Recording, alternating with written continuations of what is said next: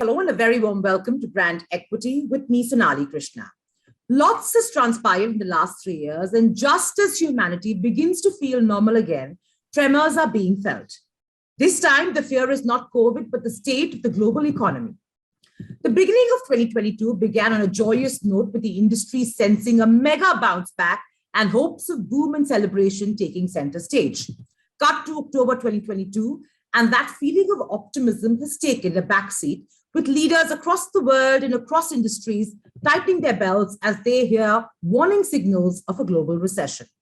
Media agency professionals are a breed who have a better pulse on hard ground realities and a more honest sense of times to come.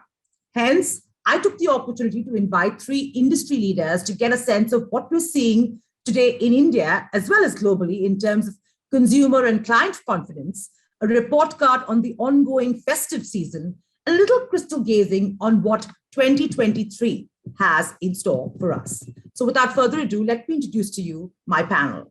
First up, Shashi Sinha, Chief Executive, IPG, Vikram Sakhuja, Group CEO, Madison Media and OOH, and Divya Karani, CEO, Media, South Asia, Dentsu. Thank you so much, ladies and gentlemen, for joining me right here on Brand Equity. I'm going to start with you first, Shashi. Around the world, markets are flashing warning signs that the global economy is teetering on a cliff's edge. What are your observations at home so far? I think one has to be cautious. So it may not be as bad as what is made out internationally, but it's a mixed bag. Some clients are still doing well, certain categories of the client performance. But I think overall, if you ask me, my message to my teams is being careful, be cautious. Already Diwali you're seeing it's not such a great Diwali as one thought it would be, or not a bumper Diwali. But it's very client specific, so it's very difficult to do a prognosis for 2023. I just got off a global con. They asked me this question. I says I have no clue. It's tough to give a perspective. What are your global counterparts saying? So Europe, as you know, is already under pressure. US also is seemingly willing itself into recession. They're almost willing it upon themselves. So in that context, India is far better off. I mean, if our GDP presenting 7% GDP and advertising normally is double of GDP. So even if it's not 7, it's 6, we still be 12-13% growth, which is very robust. So compared to the rest of the world, we probably will be far better off. But this absolute aggregate numbers are very misleading. There are certain categories which will, like CPG, now the inflation pressures will come off. They will continue to hold the ADEX together, food companies. But all the new age tech companies, digital companies will depend on the individual performances and the investors backing them. So that's going to be a bit of a challenge. Right. Vikram, on to you now.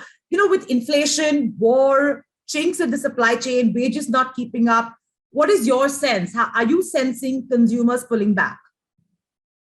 Okay, let's talk 22 before we go to 23. Sure. We started in 22. We have our Pitch Madison report that we come out every Feb, in which we predicted a 20% growth in calendar 22 versus 21. We are holding on to that number.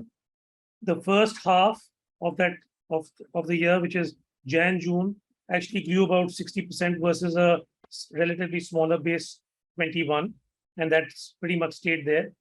July, August, September, we were expecting it to grow about maybe 30% versus the same time last year. July numbers are bearing out. August, September, we're still sort of rustling up. The good news for us is that October, November, December in 21 was a bumper year, was a bumper quarter. So we are cycling a bumper quarter. So even, and I think what Shashi just said about it's a good Diwali, but maybe not the best. It's not a bumper one. I think I echo that. But I still feel that even if you're flat or even marginally down versus last OND, we'll still be at about a 20% up versus a year ago. So I am still not pessimistic about 2022.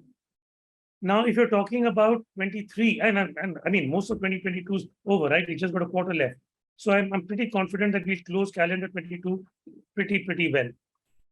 Now, 23 is the one which is a little bit more of I think that's a point to ponder. No doubt about it that the global pressures are probably more than they are in India. Inflation, I think in India has seen its worst. I think for us, it will be relatively better off. So the parts where we are insulated from the global economy, I expect it to do pretty well. And again, Shashi made a mention of that. In India, the entire base of FMCG is very high in the ADEX. It's 50% of TV, maybe 32% of total ADEX, and that is still a very rock solid base to go on. E-commerce is the other one which was really growing. That's the one to watch out for. And anything which is really being funded by private equity, that's another one to watch out for. The other ones, sectors like auto and education, these again are slightly volatile, and because auto is normally a pretty big sector, and that's of course had some volatility. So I'd say about 50% of the ADEX is stable. The other 50 is a little cautious. I wouldn't ring the alarm bells just as yet. Okay, one rejoinder before I go to Divya, Vikram. We've seen the digital growth quite getting quite an impetus in the last few years. Everybody's betting on how the digital growth will probably be neck to neck with traditional, especially TV. Having said that, we saw news coming in from Meta, which is one of the biggest digital behemoths, laying off people. We're seeing Indian companies such as Wipro, Infosys, Tech Mahindra revoke offer letters which have been given to freshers. Aren't these all signs that things are not well at home? And how is that reflecting, for instance, in what clients are telling you and, in terms of client sentiment and client spending? Look, from digital per se, we had expected digital to grow around 30% this year. I think it pretty much will.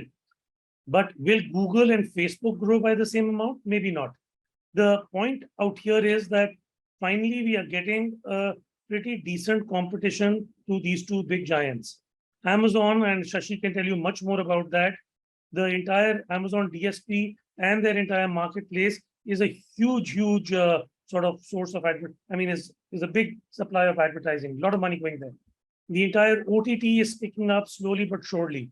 The competitors to Facebook, like the Share Chats, Moj, those guys are also now chipping away. So I would say the playing field is becoming a little broader, and the share of the two giants is coming down a bit. They're still huge, but it's coming down a bit, which is why, but I wouldn't right now say that digital is facing sort of growth pressures. They're still pretty strong. Okay, let me take it to you, Divya, in terms of, just the fact that inflation is eating into profits, of course, a lot more globally than in India, but of course, let's not kid ourselves, we're facing inflation too. Is corporate India pulling back? Are you seeing them tighten their belts? And we know once they do, the first impact will be ad spends. The short answer, Sonali, is no. They're not pulling back. We are quite optimistic. And again, picking up from what Shashi just said, as well as Vikram, I would dare say that we would perhaps fall into a trap if it was one size fits all. Our market, our economy, our world is becoming increasingly modular. So there are sectors which are doing right and good, and there are sectors who are not. What did Vikram do? He broke it up into 2022 and 2023. So there are parts that are doing well. So as far as this festival is concerned, we are quite optimistic. Now, to use the word, when we look at 2023, then I would become cautiously optimistic, but I'm yet optimistic. Why? Because it's, yes, FMCG are the staple, but in addition, India, over a period of last few years, has become even more resilient. Whether you look at our BSFI, so look at our stock market, and FIIs withdraw, DIIs fill the gap. So in very many ways, the whole development of our BSFI market is testimony to the fact that India is becoming that much more resilient. That's one. Speak to any fund manager. They will tell you what I've just told you. Second bit, Vikram mentioned e-com. Now, e-com, it's not just a B2C play. It's also a B2B play. So India, apart from, we all know FMCG is almost at 100% penetration, but not completely there. All the other sectors, India has quite a bit of headroom left. And therefore, even though global markets are coming, inflation is the only thing that dodges us. But in very many ways, because inflation has always been part of our cycle. It's not like the other global markets where they had not had so much of inflation for the longest of time. And right now they're grappling some, right? We've had. So that now has eased off a little in the recent past 2 months. And therefore that makes me optimistic, not as optimistic as the festive period, that will go well. But 2023, I continue to be, to use that term, I don't particularly like it, cautiously optimistic. Okay. Shashi, everybody is cautiously optimistic on this panel.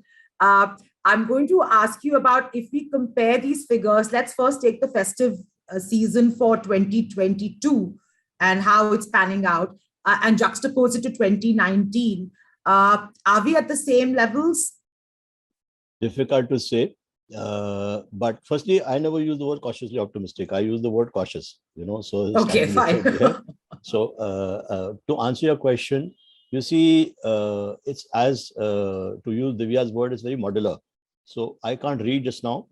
So, regular inventory and regular advertising probably will be better off in 2019 because also there's a comeback. But a lot of premium properties, because particular sectors, as she said, modular, those sectors are not very active. So, our premium properties like, the shows like Big Boss or the ICC cricket tournament or FIFA, you may find, compared to last year, Vikram said, or 2019, you may have some challenges there. So if you start slicing and dicing the market, some places will be very good, some places will be trouble. That's where my sense is that in the value end of the market, there'll be no problem. In the where we charge premiums, the quality in the market, people who pay hefty premiums, especially on television and digital, there could be a little bit of trouble. And what about rural India? Rural India is under pressure. I mean, it's as much as we want to be positive on your show so that we don't get negativity around. But the truth of the matter is rural India is under pressure. Inflation is there. And that is affecting companies which are well penetrated. You talk to CEOs, and I'm sure Vikram and Divya speak to CEOs of large, they all handle businesses, including me, of large FMCGs who are well penetrated. And there is a little bit of pressure, whether you like it or not. Almost 30% of business comes from rural India for many companies, value-wise. And there is, because of inflation, there's downtrading happening and there's all kinds of pressure. So I don't think recovery has happened there fully. Right. And Vikram, to take that forward to you, while I understand that, it needs to be, we need to be optimistic, I'd like to be real. We've also had India in terms of, it's in terms of its unemployment figures, one of the largest unemployment figures we've seen. Inflation is affecting not maybe one part of India, but most of India is suffering inflation woes. So I'm starting to ask you that what are you hearing in terms of companies? What are CEOs telling you? I know they're not very upfront and they probably cut spends overnight and then it's a surprise to agencies. But what is the sense you're getting with your interaction? Okay, look, firstly, I think when you talk to most marketers, or if I have to opine, I can't come out with practical links between macroeconomics and microeconomics. I can't. Somewhere you see, yeah, there's inflation, there's unemployment, but how is it actually impacting sales of the next month or week? I'm not able to sort of deconstruct it as well. That said, when you talk to most of the clients, I'm echoing actually what Shashi is saying. They're seeing the growth coming in, but it's a little, but it's in fits and spurts. So again, they're also looking at markets. Different markets are behaving differently. So different SKUs. So overall, if I have to generalize, it's okay. Let's take, for example, like an auto, the upper end of the market is actually operating pretty well. It's pretty reasonably inelastic. But if you look at the FMCG part, it's the lower end, the price value part, which is actually doing better. So it's actually, you just need to keep a close eye on the pulse of the consumer and your category, and you can pretty much navigate it. Okay. Are you seeing the difference in the way companies and brands are looking at their media mix, Divya? There is definitely digital now is mainstay. So what used to perhaps be an additional reach, an incremental reach and interactivity. Digital now is mainstay, and therefore, and that is again in continuum. It's not just a festive period. So it will continue. At the same time, TV is also growing. So it's not as, because our addicts is to GDP ratio is very low. So there is digital growing at double or triple all other media. Then there is TV growing, and there is print growing this festive. And look at you just have to pick up your newspaper to see the jackets that come. And right now we actually lobby for a jacket space and so on. So there is that print, radio and cinema also on a small base are growing. You asked a question on 2019. We've done the analysis, and it is a notch lower than 2019, almost there. Okay, a notch low. That's good insight. So are you seeing at least, so is 2023 looking positive and at least meeting 2019 levels, or are we going to go back down given all the global triggers we're seeing? Sonali, we live in a global economy. So to Shashi's point, and I understand where he's coming from, as much as I spoke about being resilient and so on, but there will be that impact as well. So while we are quite bullish on this festive period, 2023 modular, I'm again using that word, we'll have to wait and see. Our production levels currently are at 75%. Inflation 2 months ago was really bad. It's come down some. Marketeers did try all kinds of schemes. Some flew, some did not. So now that we've sort of tamed inflation, it's all good. Let's see how it pans out in first quarter of 23. Okay. Shashi, taking a cue from what both Vikram and Divya have said, 2023 is going to be a challenging year. What are media agencies and the industry at large doing differently in the post-COVID era? Has there been a change? So I think it's got nothing to do with 2023. I think the larger point which Divya made, that we're seeing digital played differently, So digital has almost become mainstream in many ways, not only in terms of adding onto TV, in terms of reach, as to quote what she said, but also in terms of being mainstream in terms of performance, in terms of many other ways, So, and I think that is something which has happened over the last 2 years with ease, that will only accelerate, which is again not to say to take away from what is happening on television there. So I think there's some fundamental changes which have happened, and that's happened to the consumer, and therefore marketeers and brands are going that way. So, there is certain mainstreaming which has happened of digital. So I think that's one. From a media agency standpoint, that mainstream has been very good, because those who can adapt with the change will obviously grow. And the bigger you are, the more difficult to adapt. So it's, the smaller you are, the easier to adapt. So I think if you adapt across teams, across brands, and across clients, that's where the fun will come. Otherwise, I mean, without taking names, I'm seeing many clients of mine which were probably 70% or 60% on non-digital and 30-40% on digital are now almost 50-50, and across categories. Of course, not CPG. CPG is still far lower. So I think broadly speaking, it's not about digital growing, but it's about the mainstreaming of digital, the way it's seen, the way it's connected.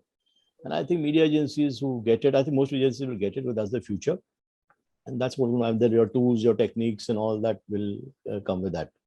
So that's a very. And my question is, if with digital becoming more and more important, and you as media agencies also have to give enough time, effort for that's digital, is your remuneration? Yeah. So the whole, it's not only about digital per se. The point I'm making is this about the integration solutions which you're offering. And I speak for my organization. A lot of times we don't see the integration come across seamlessly. As you know, I'm candid, so I speak, So probably what's happened in the last 2 years, that where we were less integrated, say 2019, we are far more integrated now. It's not across all clients, but we still And that's happened. And I think that will only accelerate. So that's been a big spin-off. So I'm not only talking the spends. Spends is one part, but it's the way you look at the holistic picture, which our teams have started getting used to, which I think is a very good development. Okay. Vikram, there was a school of thought that now we are seeing marketers focusing less on tactical campaigns and focusing more on brand building. Was that just random voices speaking, or do you actually see that trend where brand building has come back to the fore? The worrying part I'm seeing is more the contrary, which I think needs to correct. So, but if I may, before I answer that, if I may also just build on what Shashi said, I think the agencies are two ways in which I see agencies to really changing. One is we are now addressing all parts of the marketing funnel, the awareness part, the entire consideration building part, and the performance piece. And most of our plans are now sort of, you're trying to optimize and sort of spend the money across all of them, which is also giving rise to more and more, like, so, influencer marketing comes in the entire consideration piece. And like that, other things. So one is through the funnel marketing. Second is, I think I see our plans going more and more local at some point in time, even hyper local. So these are two things which have been fallouts. It's a natural evolution, but the pandemic actually accelerated, was a catalyst for the digital explosion, and that's really a fallout of that. Now, the other to your second point about brand building versus tactics, I'm actually been seeing that driven by the pandemic, and this is definitely driven by the pandemic, people have been shortchanging brand building for short-term sales. And I think that sometimes, if I have to generalize across clients, I think with a number of clients, we actually start having the conversation that guys just take the traffic equalizer and sort of toggle it a little bit more towards brand building and not just performance. Clearly, the e-commerce guys who really started with maybe 100-0 performance branding play, they've already started seeing the benefits of branding, and they've already started upping the branding levels. Now, increasingly, what we had seen was FMCG was overcompensating and moving into performance, and even the entire e-commerce marketing being a big part of that. We are now actually talking corrections even there. So if I think it's right now, brand building requires a little bit more force according to me. Great. That's a great point, and I hope that happens because we've seen a lot of tactical campaigns. If I may dare to disagree with an observation of Divya's, 2022 is definitely higher than 2019. Much higher. Oh, okay. That's very optimistic. Divya, I'll allow you to just condense for me, very realistically speaking, how would you look at the outlook at the close of 2022 and the outlook for 2023 before I thank the panel? Exciting times, extremely so. As practitioners, I think we've never had it so good because the complexity and contradictions actually make it so much more exciting, whatever we do. Sonali, you mentioned the fact that, of course, you agencies will know it subsequently, something like that. Fact is, today we work quite closely and even more so with our clients, so much so that I often ask that, where does marketing and media begin and where does one end? So we spoke about the fact that, marketers are increasingly focusing on performance rather than brand. And there is a trade-off of short-term and long-term data creativity, physical, virtual, and so on and so forth, right?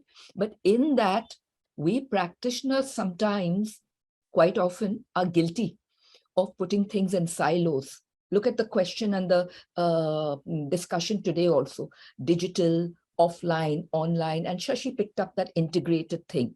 The fact is, our consumers, when they consume, don't say, okay, I am, talking to you on my computer. Now I will switch to offline, and then I will switch back to online or mobile, right? They do it seamlessly. We practitioners sometimes put it in cartons. So if we look at it from the consumer perspective, the fact that we now have the ability to interact with them almost real time is perfect. We couldn't have asked for better. So that's I am, and that gives me happiness as well. So there it is. Okay. I would say I, as a consumer, I'm not so excited to speak to brands constantly. But having said that, Shashi, your closing comments on actually what you'd like to tell marketers as we traverse 2022 and then start 2023. So I personally feel I don't want to sound as not as optimistic as others on the panel. I think we have to be careful in 2023. It's going to be pick your bets. There may be small bets which will win. Big bold bets. This is not 2023. Not going to be the era of big bold bets. There's going to be small incremental wins that will see you through. And but obviously you have to be positive. The quote you sent us on for this call of difference between leaders and managers, and I always say there's something resonated with me. The difference. And I say to my team, I said, listen, it's easier said than done what I'm going to say to you, but I say it and I practice it. That financial outcomes are actually a lagging indicator. So P&L, revenues. What you do is a leading indicator. So I think to everyone there is that's important. If you chase numbers will chase you. But if you chase the right objectives, probably you'll be more successful. Fair enough. And Vikram, last word before I thank my panel. Look, I think the opportunity is immense, headwinds notwithstanding, but marketers can't spray and pray that all will work well. You've got to, like Shashi said, choose your bets. And if you have a very, very concerted plan, you'll get the results. I think right now if we are lucky, we should close the ADEX in 22 at close to 90,000 crores. I would love it if it actually closes at 1 lakh crores by the end of 23. Okay, fair enough. Well, let's hope for that. On that note, if I may just take a small dig at my friend Vikram, a very close friend of mine. So the 4-5 times he's mentioned the ADEX closing, I think he's always willing it for himself that the Madison pitch report comes out true. No. Guys, don't you believe in manifesting things? And Vikram, leadership. Shashi, he's controlling not just Madison, he's controlling the whole industry. Absolutely. Way to go. Fair enough. Well, on that positive and humorous note, thank you, ladies and gentlemen. Truly a pleasure, and thank you for those insights.